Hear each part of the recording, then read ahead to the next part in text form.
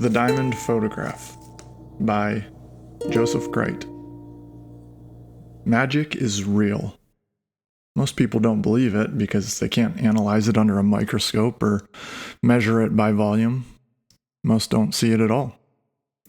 Take, for example, the story of Oyo Diderot. Oyo was so lonely that a bolt of lightning sprung from his heart and turned a piece of coal into a diamond photograph. Most people never saw it or even noticed any difference created by the magic. Oyo was lonely because his soulmate was born at the wrong time.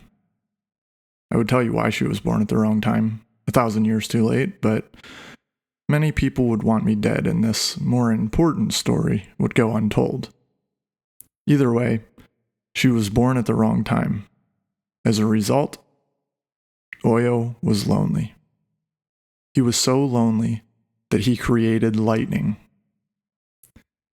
He became lonely when he met the soul sister of his soulmate. His soulmate's sister, rather the woman who would have been his soulmate's sister, was born at the right time. So even though Oyo never met his soulmate, he did meet her sister. It was then that his heart swelled so full of loneliness that he could hardly breathe. He could barely even think. Every part of him ached. He went for a long walk to try and think. With every woman he passed, his heart wondered, is she the one? In such desperate loneliness, he could only find one solution: sail out to sea. The next morning, before the sun came up, he set sail. After 2 weeks on the Atlantic Ocean, heading in no particular direction, Oyo came to an island. Tired and hungry, but mostly lonely, he pulled his boat onto the shore. In the middle of the island, there was a mountain. In his loneliness, he could think of nothing else but to climb the mountain. So he climbed. He climbed first through a forest of palm and coconut and banana trees. A warm breeze shuffled through the leaves and branches and stirred an air that smelled as fresh as a fruit smoothie. He ate his fill of the soft bananas and the snow-white coconut flesh, and he didn't let a single drop of the sweet coconut water go to waste. After he climbed through the forest of palm and coconut and banana trees, he came into a forest of beech trees. Their tall trunks and wide canopies reminded him of a book about trees that he'd read some years prior. Many people believe oaks are the mightiest trees, he remembered. But beeches can dominate oaks in a forest because beeches feed their young. The tallest beeches feed the smallest beeches through their roots. The young oaks, on the other hand, receive little nourishment from the roots of their ancestors, and they receive no sunlight because the taller trees crowd them out. And so the small young oaks starve, while the small young beeches become big old beeches. When he had climbed the whole way through the beech forest, the land cleared away and the sky became wide. He kept climbing.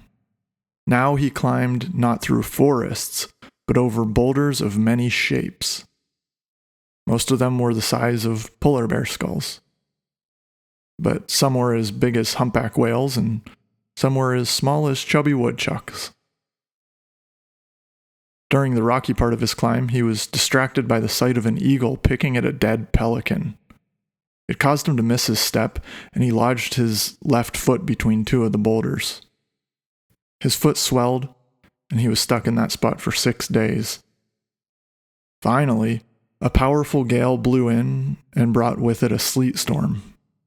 The sleet stung when it hit Oyo's head and back, but the cold brought down the swelling in his foot, and the wet made the rocks slippery enough that he could finally writhe himself free.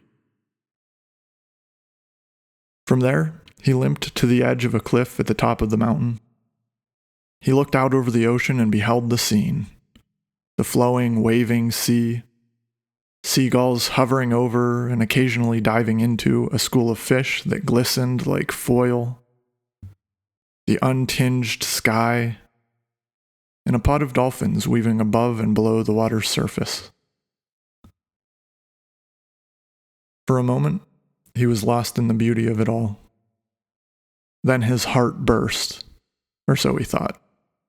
What really happened was he felt the weight of true beauty, and he felt it all by himself. And the weight of true beauty is far too heavy for any one person to carry alone. With all its force, the beauty struck his heart like lightning. Without anyone there holding his hand, the same bolt boiled up inside him and then struck from his heart. It generated so much energy, so much electricity, so much light, that it caused a chemical reaction which embedded a photographic image on a nearby piece of coal and turned it into diamond. An old woman, a witch doctor who lived on the island, was the only one who saw the bolt of lightning in its product. She wondered at first if she was seeing things, if she had mistaken the direction of the lightning. Maybe, she thought, it came from the sky and struck the man. But when she walked out to get a closer look, the man was standing there unharmed, untouched, without a single singed hair on his head. The old woman, the witch doctor, found the diamond photograph on the ground. She picked it up and showed it to Oyo. Then she listened to his story, the reason he sailed the Atlantic and climbed the island mountain. She understood his loneliness and assured him that his soulmate was out there somewhere. Maybe in another place, maybe in another time, but she was out there. And now, a small piece of his beautiful moment atop the mountain was captured in the diamond photograph. She promised him that one day, by way of the photograph, his soulmate would be with him in that moment. From that day forward, Oyo wasn't lonely. The witch doctor lived until she was 100 years old. Before she died, she passed the diamond photograph on to her granddaughter. In turn, her granddaughter lived to 100 years old, and she passed the photograph on to her granddaughter. The photograph was passed through the generations of witch doctors for 1,000 years. On the 1,000th year, the witch doctor's very great-great-granddaughter met Dory Didoyo, the loneliest woman she'd ever known. Dory was born lonely. Her mother and father had abandoned her right after she was born. Passed from foster home to orphanage to foster home to orphanage, she grew. Nobody seemed to want her. She didn't fit in. They said she was born for a different time. She suffered much. She had tremendous wounds on her heart. But she was also wise, and over time she turned every wound into a strength. That was good because she needed strength. She needed it for her journey to her new home, the island in the middle of the Atlantic. She didn't aim for the island. She set sail upon the sea in no particular direction. Just like Oyo, Dory was so lonely that it just felt right. Setting out to sea was the only thing she could do. She was starving by the time she arrived at the island, but since the only other living person on the island was the very great-great-granddaughter witch doctor, there was an abundance of coconuts, mangoes, pineapples, bananas, and fish from the ocean. Dory didn't care so much for the fish because they were full of bones, but sometimes she needed a break from fruit.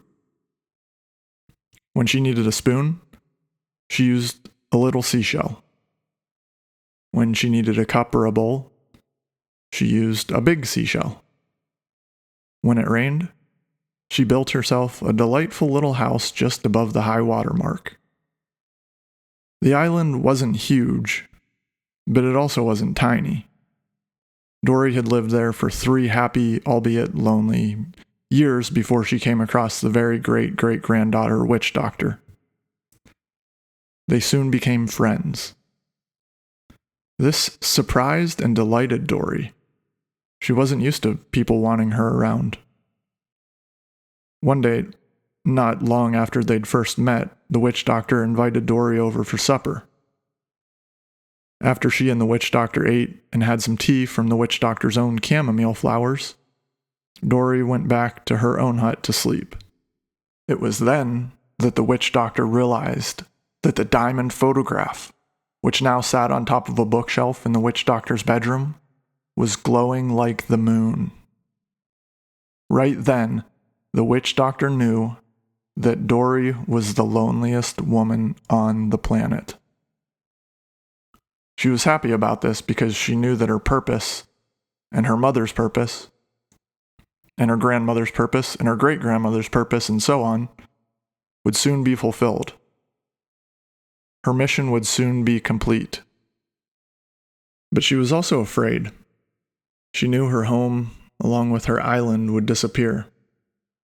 It would be devoured by a flood and sink back into the Atlantic. But she also knew this was her destiny, so yes, it scared her, but at the same time it made each moment of the rest of her life more precious. In a deeper way than ever before, the witch doctor was able to savor the birds that chirped outside of her bedroom window each morning, and the salty breeze that wrapped its warm arms around her every evening. Every little thing, even a passing cloud, was now rich with meaning and filled the witch doctor with tremendous joy.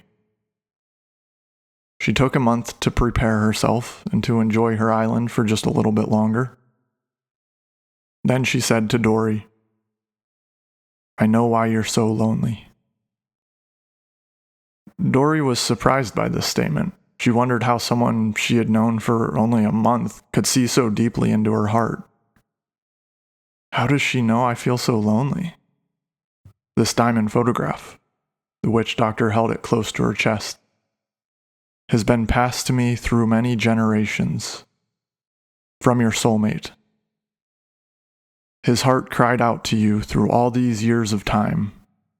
He cried out with such passion that he created a burst of lightning, which imprinted a piece of his most beautiful moment onto a piece of coal and turned it into diamond. Still embracing the photograph, she continued, "If you behold this photograph, you will share that beautiful moment with him. You will be with him. If not, you will be lonely for the rest of your life. And your soul will not be whole until your body turns back to dust."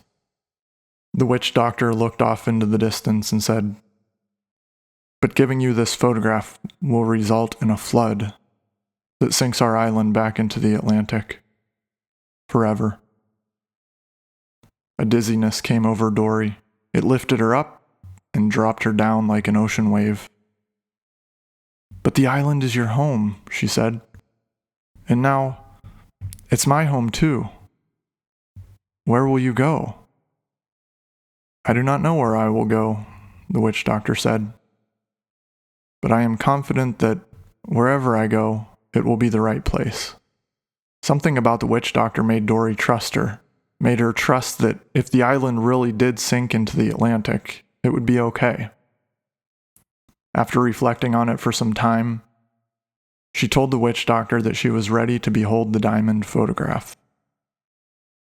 They enjoyed one final meal together. Then the witch doctor held out the diamond photograph toward Dory and said, "A piece of a moment, a piece of a soul, a piece, but only a piece is yours to behold. But maybe a piece contains the whole." Dory beheld it. In that moment, the witch doctor became a deep blue vapor that rose into the sky, spread out over the entire island, and then poured down like a thick rain. Just as the witch doctor had predicted, the island flooded. When the rain stopped, it was gone. All that was left was Dory, her memory of the witch doctor, and her sailboat. She sailed back across the Atlantic Ocean and back in time 1,000 years. When she arrived, she was never lonely again. What splendid magic!